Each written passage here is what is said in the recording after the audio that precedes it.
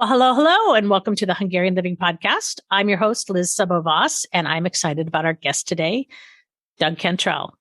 Doug knows a lot about coal mining and immigrants, and just a little snippet about my history is that I had several family members involved in the coal mining industry in Pennsylvania and Kentucky, and I have been learning a lot about this topic over the last year, and there is so much to learn. So, Doug is a professor of history in the Kentucky Community and Technical College System, where he has taught since 1987. And he is considered the foremost expert on immigrants in the Appalachian coal industry. He has authored, co-authored, edited, or contributed to 14 books, written articles about immigration for both the Encyclopedia of Appalachia and the Kentucky Encyclopedia, and contributed articles and book reviews about immigrants in Southern Appalachia to several academic journals. He is currently working on a book about immigrants in the coal fields of the Appalachian South. And I am thankful that even though he has a very busy schedule, that he is willing to visit with me today on the podcast. So welcome, Doug. Well, thank you, Liz, for those kind words. I'm glad to be here. Enjoy doing this kind of stuff. Well, that's awesome.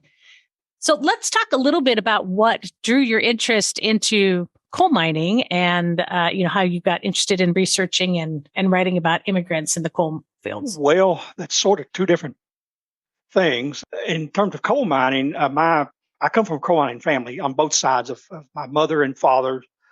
Both grandparents were coal miners. My father, there were 11 kids in the family. Not only was his father coal miners, but my father was, and his four brothers were coal miners. And in my mother, there were 7 kids in the family. She was the only girl, but all her brothers, along with her father, were coal miners. And they, most of them worked in the coal mine all their life, retired, or either got black lung, had to quit early. And so that I always had a natural interest in coal mining. Even as a kid, we would play as coal miners. What we wanted to be, we wanted to be coal miners. We would play trucks and that sort of thing, and haul dirt, pretend it was coal. Immigrants, it's kind of an interesting story how I got into researching the immigrants. I was in high school. I don't remember the exact year, sometime in the 1970s, probably 1975 or 76, 77 maybe. I was sitting there, have nothing to do, and we lived in a small town in Virginia called Richlands. And this little town had a weekly newspaper, and it came out every Wednesday. And so I was sitting there one Wednesday reading the newspaper. And it had an article about immigrant coal miners in a coal camp in Virginia called Jewel Ridge. And that struck a chord with me because my grandfather had worked at Jewel Ridge, and the article was about immigrant coal miners. Well, I, like most people, had grown up in the mountains thinking that there was only Anglo-Saxon Protestant people in the mountains. I didn't know there were any Hungarians, Italians, and Russian and Polish people. And yet this article in that little newspaper talked about that a camp of those people at Jewel Ridge, Virginia, which my grandfather retired from. He worked that mine most of his life.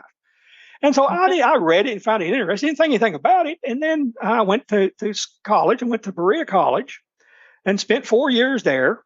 And then I decided to go and do a master's and a PhD at the University of Kentucky. And while I was in graduate school at the University of Kentucky, my first year, I took a class with the immigration professor, Dr. Humbert Nelly.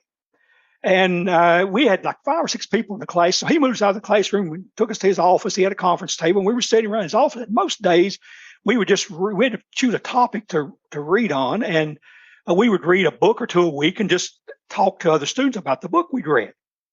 And so one day he changed things up, and he went around the table and he asked everybody, he said, "What do you want to write your doctoral dissertation on?" I was the first person in my family to ever go to college. And so I had no idea. I hadn't even thought about it. I didn't know how graduate school worked. I didn't that's pretty far away from I didn't want to sound stupid. Yeah. Like I didn't know what was going on. And so when it came to me, I happened to just remember that newspaper article, and I knew that Dr. Nelly was the immigration expert. And so I said, well, Dr. Nelly, I'm going to write my dissertation on immigrants in the Appalachian coal fields.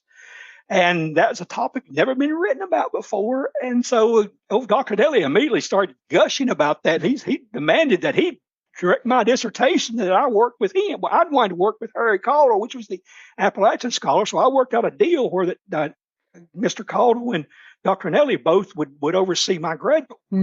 So they teamed up, and Calder was the Appalachian person, and Nelly was the immigration person. So that's how I got into it. And I began to then, that had been like 1983.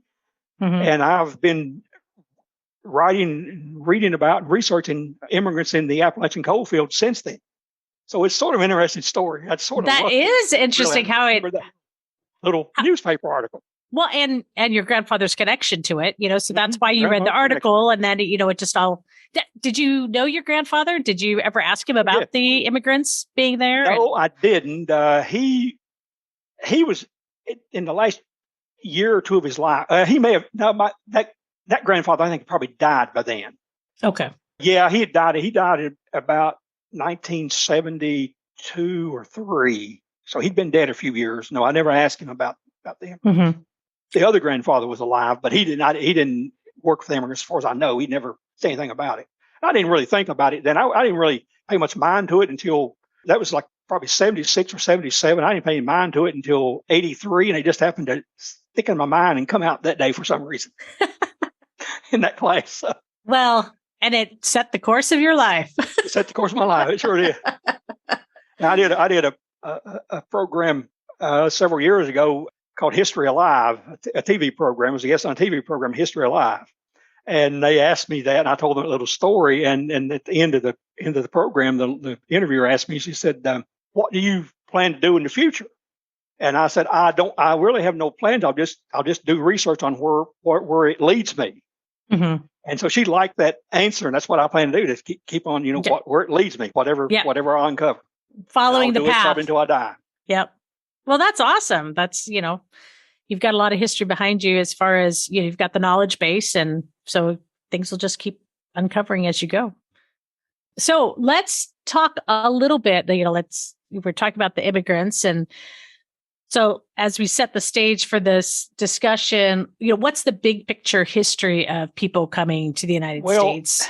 I like to tell my students, we're all immigrants.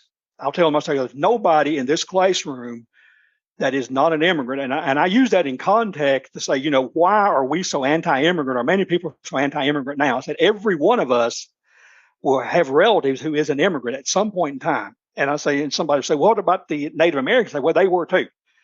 So if you look at, at least, Native Americans came from probably Central Asia.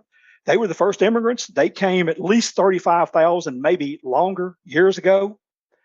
And then you have a number of different periods of immigration to what is today the United States. You have what historians call the original settlers.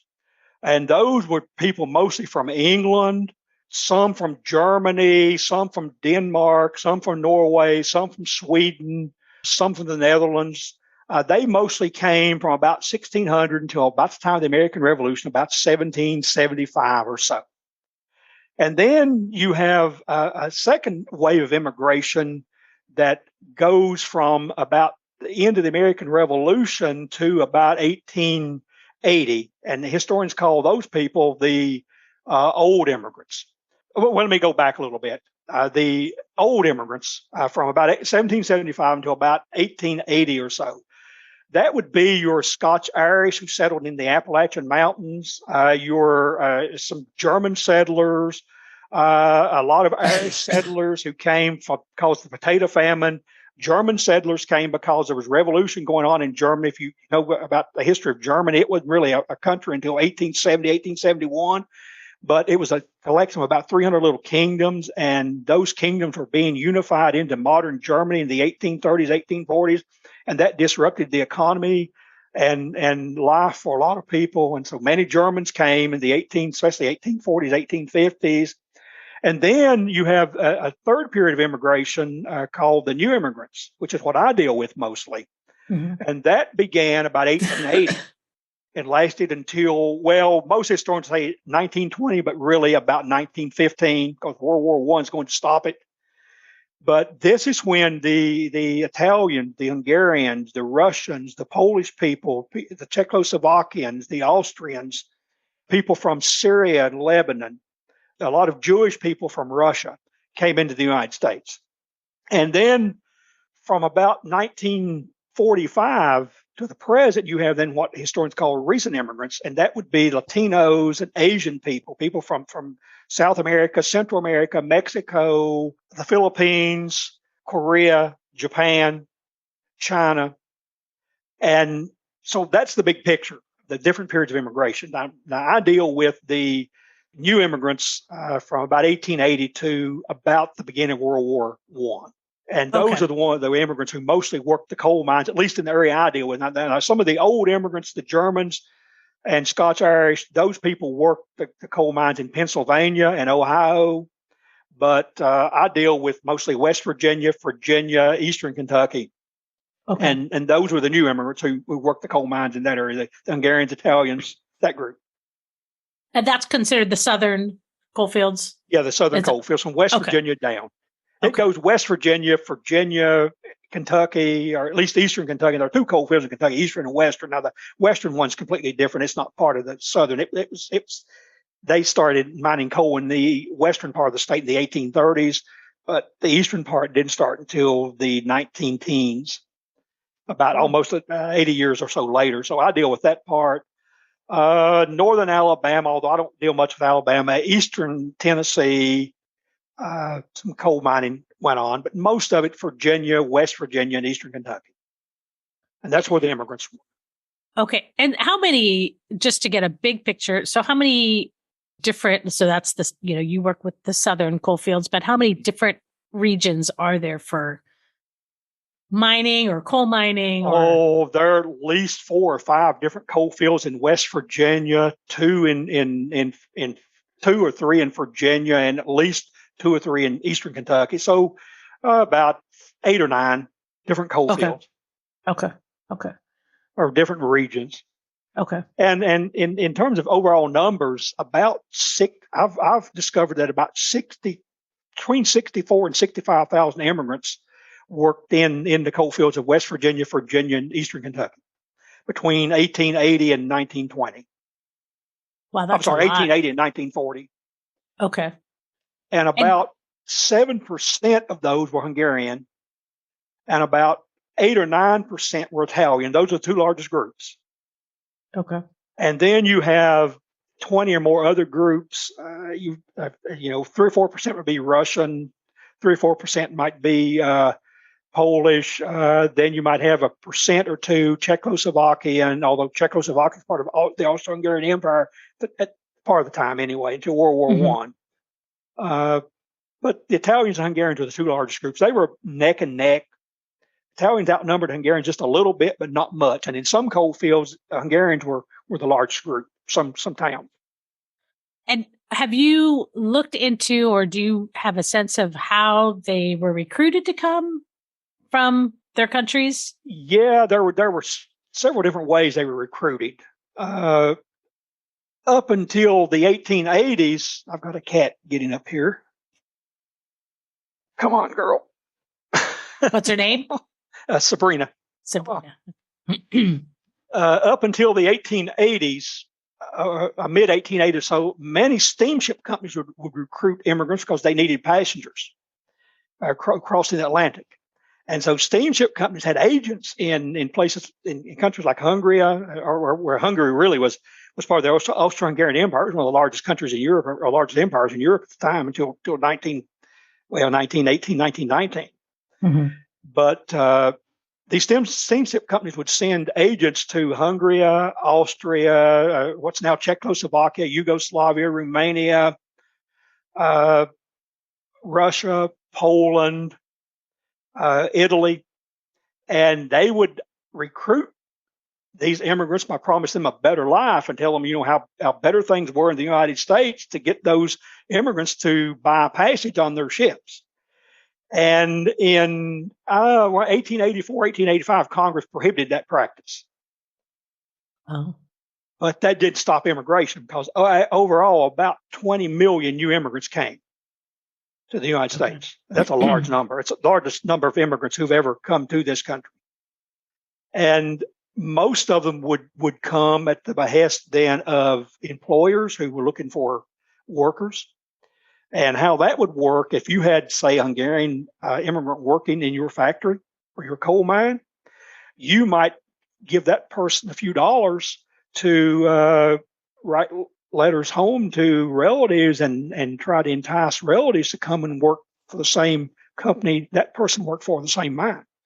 And so that was one big way that immigrants got here, just your family members saying, look, and almost all women and children, immigrants who were female and children, immigrants under the age of, say, 18 or so, came that way.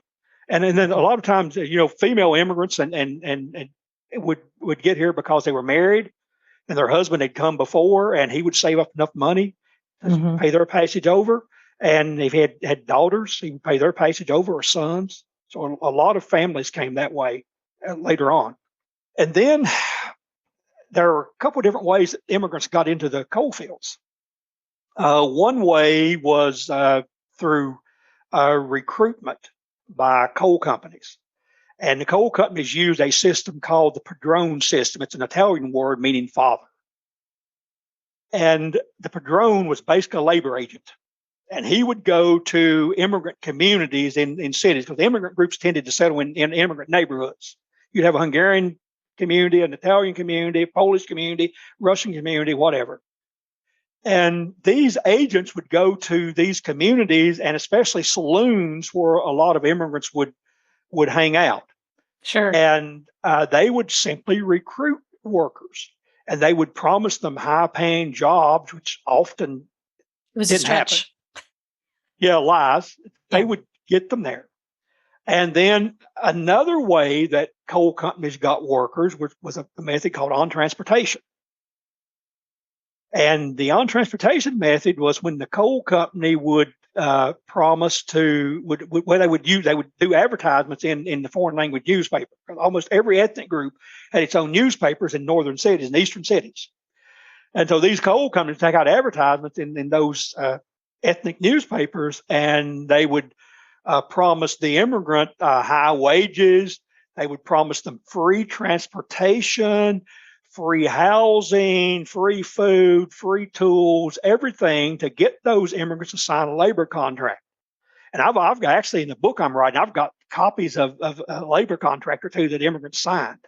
Oh, wow. But most of the immigrants couldn't speak English well and couldn't read English, and so they didn't know what they were signing. And what the coal company was telling them to a large extent was lies. Once the immigrant, what they would do then, if the immigrant would sign a contract, a labor contract, agreed to come to, say, someone in West Virginia, or Kentucky, work in a coal mine, the coal company agent would give the immigrant a railroad ticket and put a tag with their name on the location where they were going. And the immigrant go down to the train station and would be put on a train with other immigrants going to that same location or a location near there. And once the immigrant got there, they'd be taken to a company town built by whatever coal company they're going to work for, and given housing there. But they found out that none of it was free. The railroad transportation was promised free, would be deducted from the immigrant's paycheck. The immigrant would have to buy his own tools, work in the mines, have to buy their own, what the miners called bank clothing. B-A-N-K. Bank clothing was what you wore to the coal bank or working in the coal mines. They would have to buy their own blasting powder to shoot coal from the coal seam. They would have to buy their own food. They would buy they use carbide lamps. I don't know if you know what a carbide lamp is, but carbide's a chemical that you put at a metal lamp on top of your head.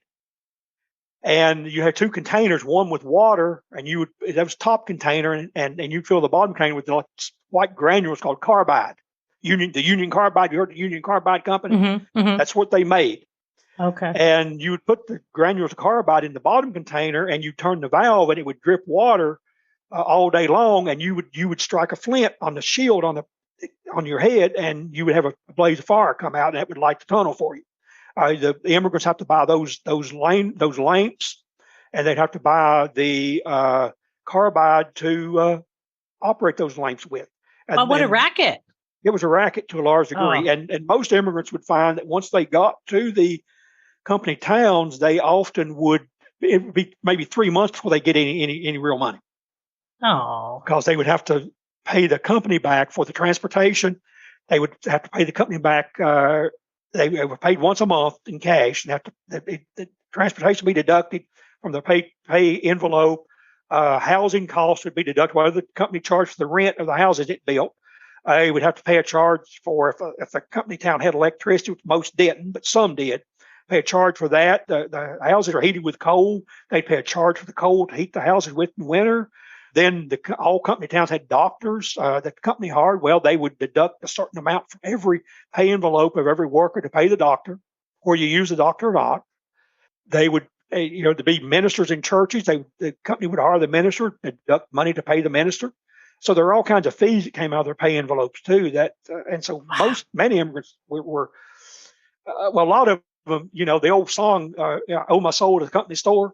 That was to a large extent true, because the immigrants would be so much in debt that it was almost impossible for many of them to leave the coal fields because of the debt caused by the way they were recruited on transportation. And some just, if you read the Martin Himmler autobiography, you'll face that situation. He just left. And many immigrants would just get up and leave because they knew that they were being fleeced. Right. But boy, you got to have some courage to do that too.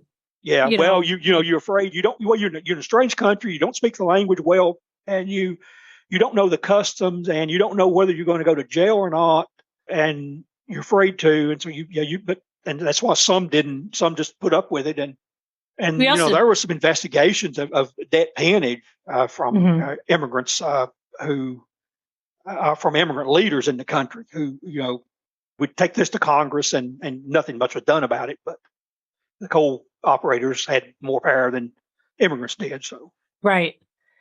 Is it true? I mean, I've kind of heard that the hope of the coal mine operator, like the owners, was to keep this variation of immigrants, like from different countries, so that they couldn't really communicate with one another and couldn't unionize, I guess would kind of be the word, but even just talk about whatever, to kind of keep them separate. Yes, segregation. Yeah, they were segregated. Housing was segregated. There were two different ways to talk about segregated housing in the coal camps. One was there was ethnic and racial segregation. And most, if you've been to Himmlerville, and you know how it looks, the mountains look there, and where the coal camp was, the houses down in the valley. A lot of coal camps, because they were built along creeks, like Himmlerville was, and on the near the creeks would be the houses of immigrants and blacks, because a lot of African Americans were recruited from the cotton fields of the deep South too. Okay. Same time, but the blacks would live in one area. Usually, they and the immigrant neighborhoods would be down by the creek, and there was a reason for that, because the creeks flood every year. And so if any damage done, any property destroyed, any houses washed away, was going to be the immigrant black houses. And then on the middle of the hill would be the native, the non-immigrant American, maybe is the best way to call it. Well, the old immigrant, or the right. refer to them as Native American or native white houses. And they were on the middle of the hill because they were less likely to get flooded. And then on the top of the hill, which the miners often called Silk Stocking Road, that's where the mine bosses and mine owners and superintendents, those sort of people live. And their houses put on top of the hill because they were not going to be any danger of flooding in the spring, rains came. And so there was segregation that way, but then there was also segregation another way. Immigrant coal operators allowed immigrant miners to live together and in an institution called the boarding boss. And what would happen is that, say, if you were a Hungarian immigrant, and and very few immigrants were married, most were single men, but occasionally you'd have a married man with a family. So if you were a Hungarian immigrant and you had wife and children, you would rent a large house, a boarding house and most of these coal companies would be a large boarding house, maybe had 20 rooms or so in them. And you would rent a boarding house from the coal company, or the coal company probably encouraged you to rent it. And then you would rent rooms to the for people of your own nationality. If you're Hungarian, you'd rent rooms to Hungarian coal miners working for that coal mine. And your wife and daughters you would work in the mine. The man was called the boarding boss. That's what the name's called, the boarding boss system. He would work in the mine, but then his wife and daughters would take care of maybe 20 or more immigrant miners that lived in the house. So they would cook the food. Cook the food. Mm-hmm. They would clean, wash, do laundry, that sort of thing. And they would pack the lunch buckets or the dinner buckets for the coal miners every day and and I interviewed several immigrants in Eastern Kentucky when I was working on a dissertation.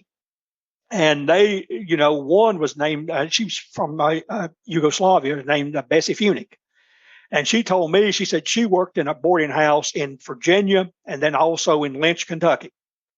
And she said the work was hard. She said you had to get up 3 o'clock in the morning, begin to cook breakfast for 20 or more men. And then once you got that done, you had to pack their lunch buckets so they would have something to eat at work that day.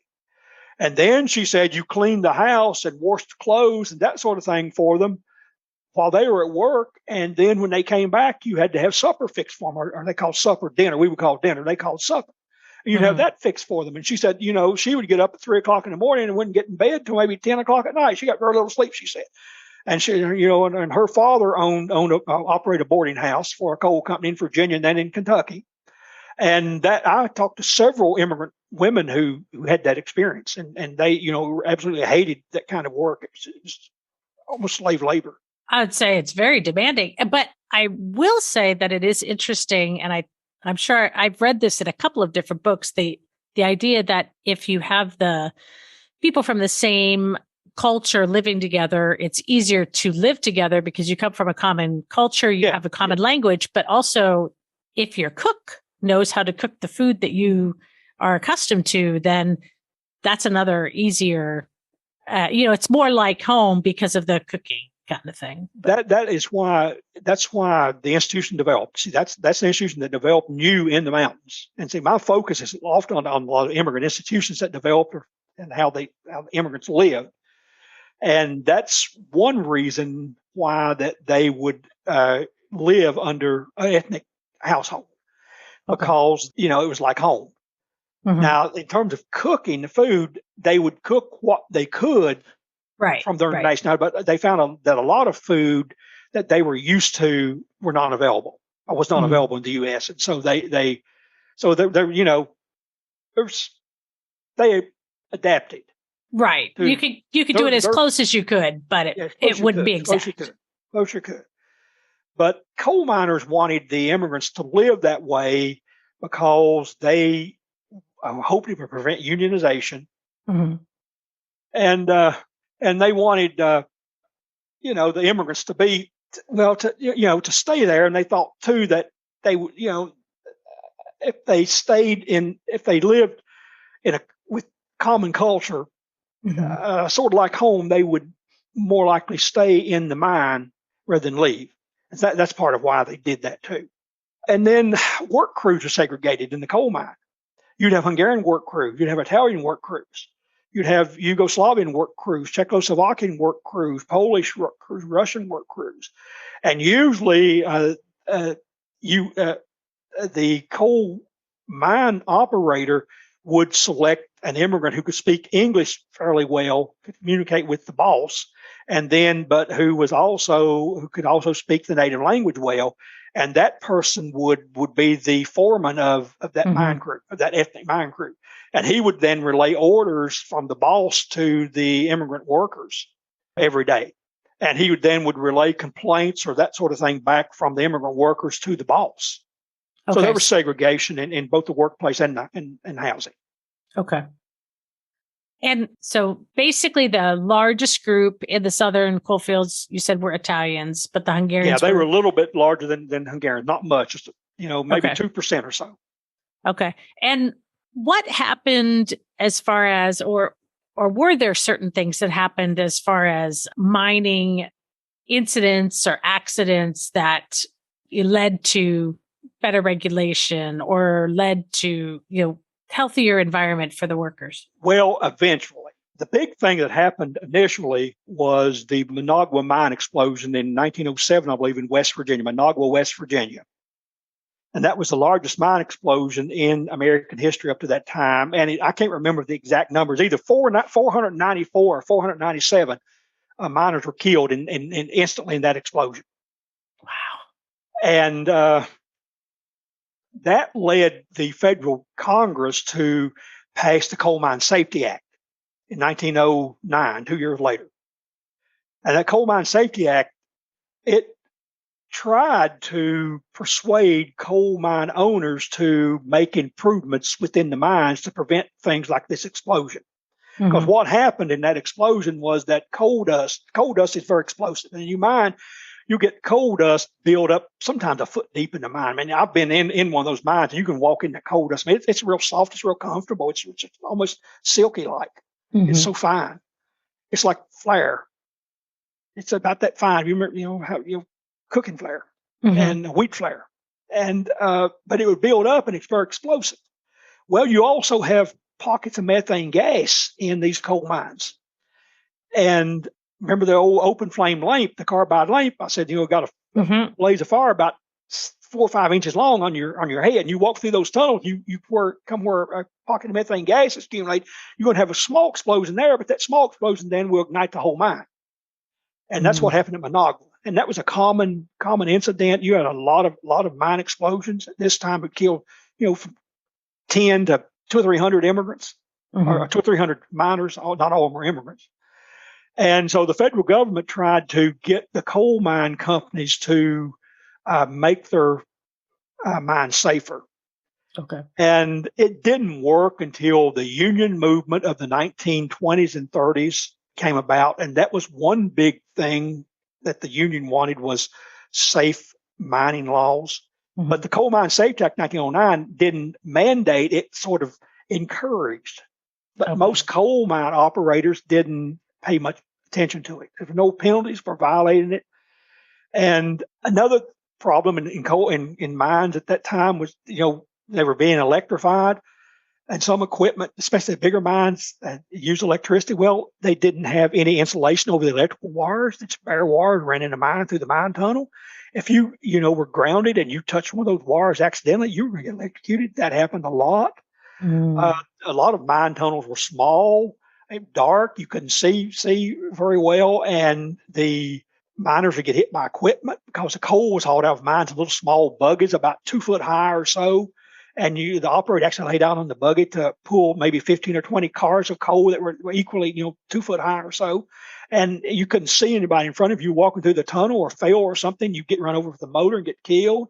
And then so the Coal Mine Safety Act tried to get coal mine operators to put safety devices in mines, insulate wires, have horns and bells on equipment so that would alert somebody that in a mine tunnel that these devices were being operated, were there, get out of the way. Another thing that happened is these mines weren't ventilated well.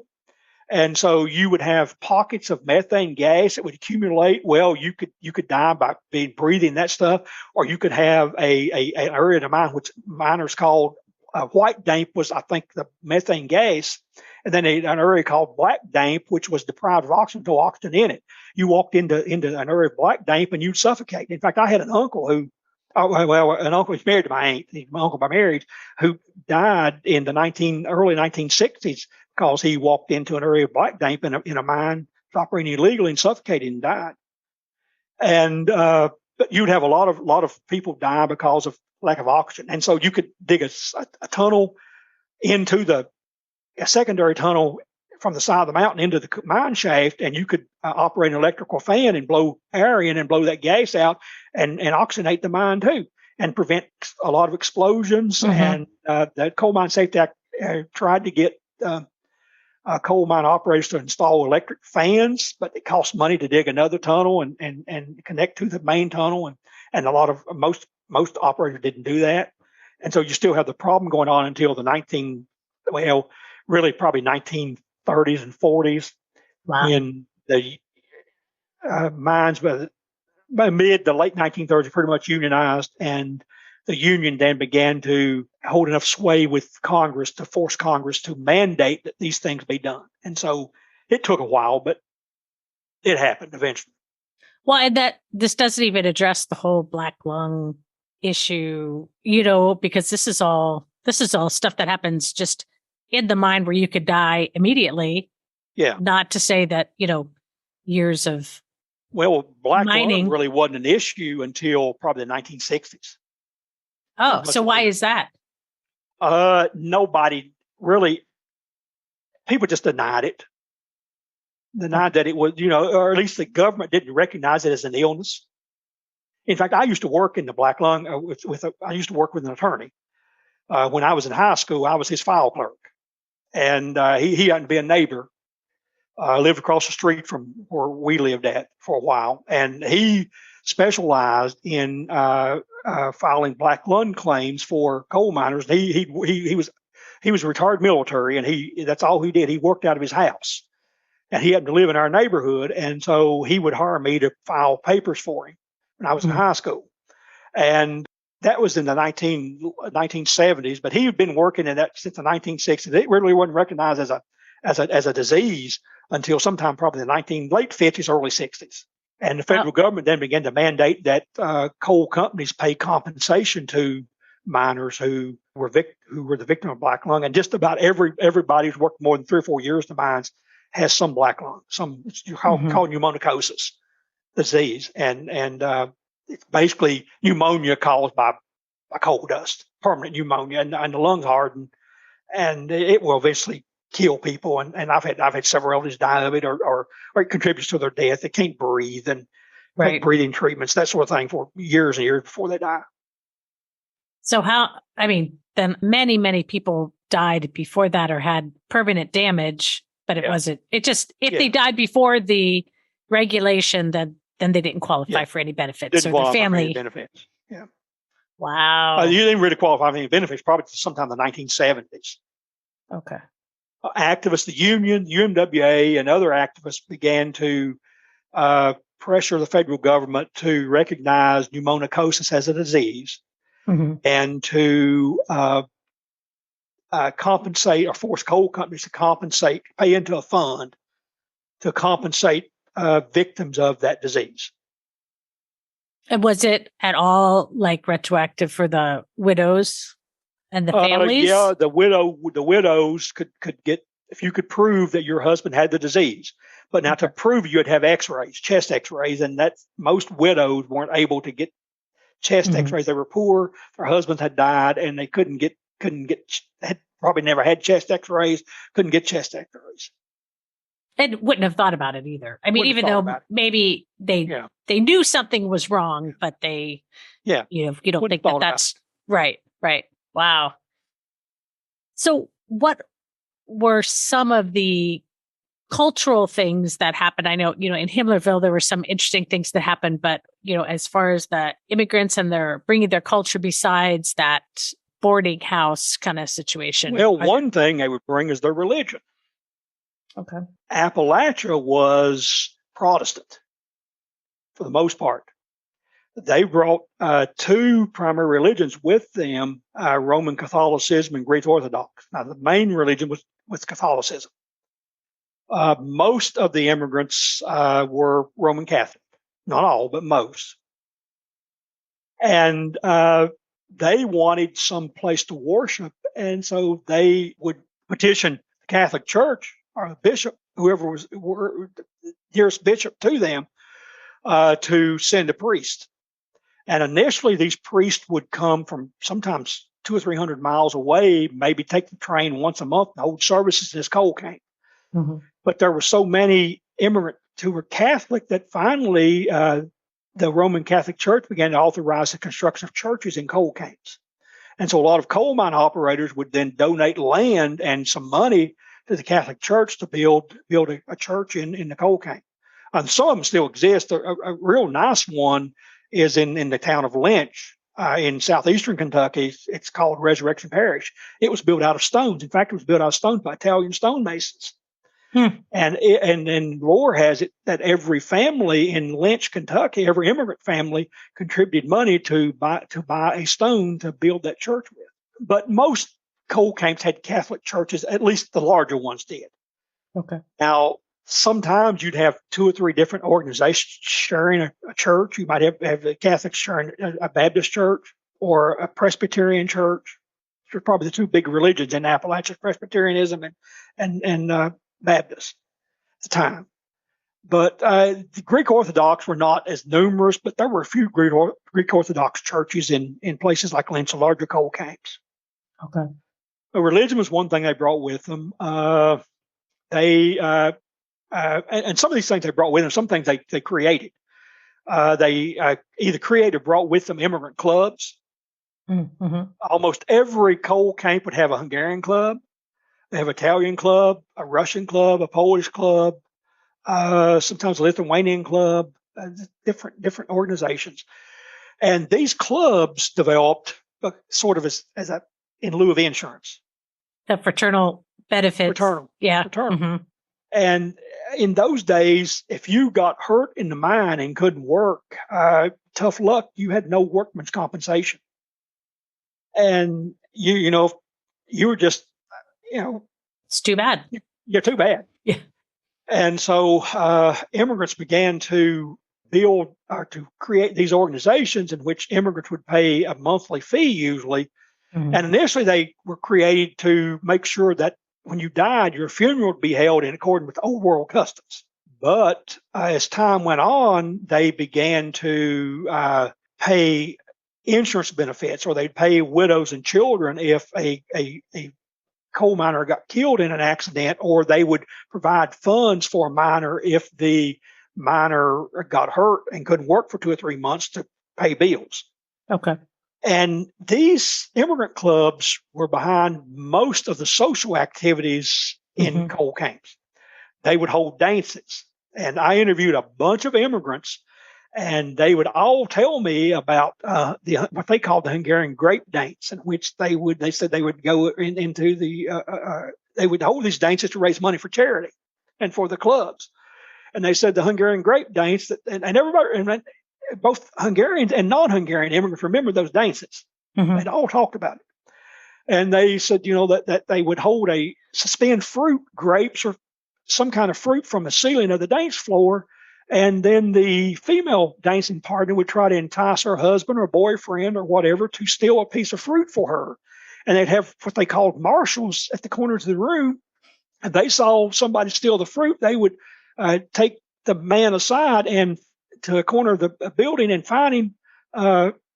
According to, they said what his ability to pay was. An ordinary miner might be fined a few cents, but then a coal boss or a coal mine owner might be fined $10 or $15. And they used that money to further the goal of the society. And the immigrants all remembered that fondly, and they said that the fines were paid, as they said, in good spirit, because everybody knew it was going for a good cause. Right. And when you talk to those people, where were they from? That you everywhere.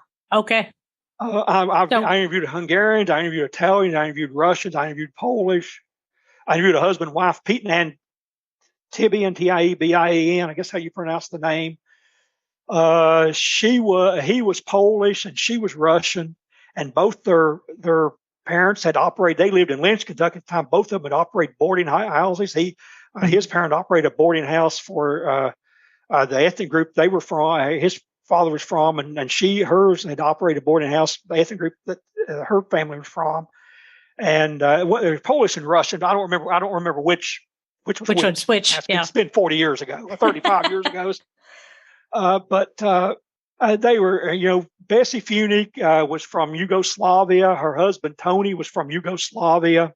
Tony was a mine foreman for Yugoslavian immigrants. Bessie worked in a boarding house. Wow. But they were from everywhere. You would have at least 20 or more nationalities represented in most coal camps. Okay. I interviewed some teachers in coal camp schools, and they said it was almost impossible to teach in those schools because you have maybe 20 or more languages spoken in your classroom. Mm-hmm. And they said it was awful difficult to teach because a lot of students didn't understand English. They Right. understood. Yeah. Or each And, other or anything. Yeah. I mean, that'd be very challenging. So did it sound like when these people were recalling these clubs or these fraternal organizations that would they go to each other's events then? So if you didn't have to be Hungarian to go to the Hungarian one, but they would go around to each other and support each other's events. Yeah, they would support each other's others. Well, in many coal camps, small ones, you didn't have, you might have maybe 20 Hungarians, 25 Italian, 8 or 9 Russians, 4 or 5 Polish, that sort of. So, they all pretty much had to support each other. Sure. Because they just weren't enough in most coal camps to support. Now, Lynch and some of the larger coal camps are where Lynch had a population of about 10,000 people at one time. Oh, wow. But in most coal camps weren't nowhere near that large. Most had maybe 1,000 people or less. And some 400 or 500, 200 or 300. So, yeah, they support each other. Well, and the opportunity to learn about somebody else's culture, So, wow. That's, the grape harvest dance. Yeah, you call it the Hungarian grape harvest. Well, actually, if you heard, what it was called, something different, but it was everybody. I mean, I don't have many people that I interviewed talked about that dance. Wow. They remembered. That was the one. Yeah, I was going to say. Huh.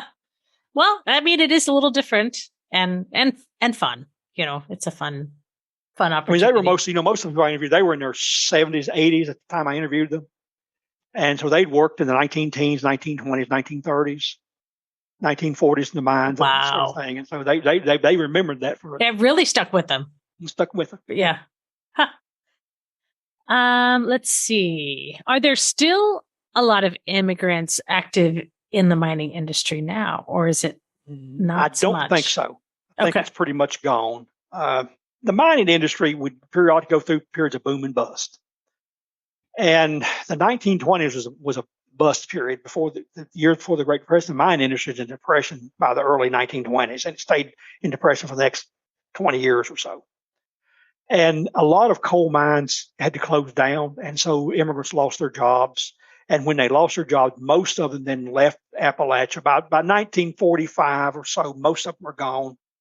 Okay. You have a few. I mean, like in Martin County, Teresa Zodas, I'm not sure. Zsoldas. She's Hungarian. She was a librarian for the public school. She grew up in Himmlerville. She was a librarian for the public school there for years and years and years. And I wanted to interview her, but she would never let me interview her. Shoot. I don't know why she was shy. She would never let me talk to her. I'd love to interview her. She's dead now, but she was a librarian for years. Oh, I'm sure she knew a lot. A few stayed. A few people stayed. Most went somewhere else. They would go to another coal camp. They get a job nearby. Most of them would go to Ohio, Michigan, Chicago. Many went back to New York. Okay. No, it just scattered everywhere. And you'll find a few now, and a few descendants. There was one he lives in Middlesboro, Kentucky, who was a high school teacher when I was doing the interviews. He had written a book. I can't remember his name now. He had written a book about Lynch, Kentucky. He grew up in Lynch, southeastern Kentucky, which was a United States Steel coal company owned town. He was the son of an immigrant miner, and he taught high school there for years and years and years, and wrote that book then. So, and it was about mining then, about Lynch, the coal camp of Lynch. Okay. And growing up in Lynch. Well, is there anything that we haven't covered that we should have covered? Well, a lot at the really, moment. Well, I mean, for this episode. It was interesting. The one thing discrimination. There was a lot of discrimination against immigrants in the coal camps. I mean, talk about that. As I told you before, I ran across that cemetery which was segregated on the basis of race. You have one field, it's in Harlan County, Kentucky. You have one end of the field, you have immigrants buried. Another end of the field, you have African Americans buried, and then across the road and on the top on the hill, you have Native whites buried. Immigrants were called all kinds of names, derogatory names. Italians are called tallies or dagos. Hungarians are called hunkies. Russians are called ruskis. Polish are called Polacks. that sort of thing. Mm-hmm. And a lot of the immigrants I talked to said they resented the name calling. Mm-hmm. I'm sure. And I've got a beautiful quotation in one of those interviews were, in fact, in the University of Kentucky Special Collections Library that I did with immigrants. It's where they're housed. I've got a named Italian immigrant named Victor Del Point who got a beautiful quotation on there. And he says, I was talking about the discrimination. He says, in the name calling, he says, you know, I didn't mind being called a Tally or a Dago because that's what I am, he said. But he said it infuriated me when somebody called me a hunky. He was Italian.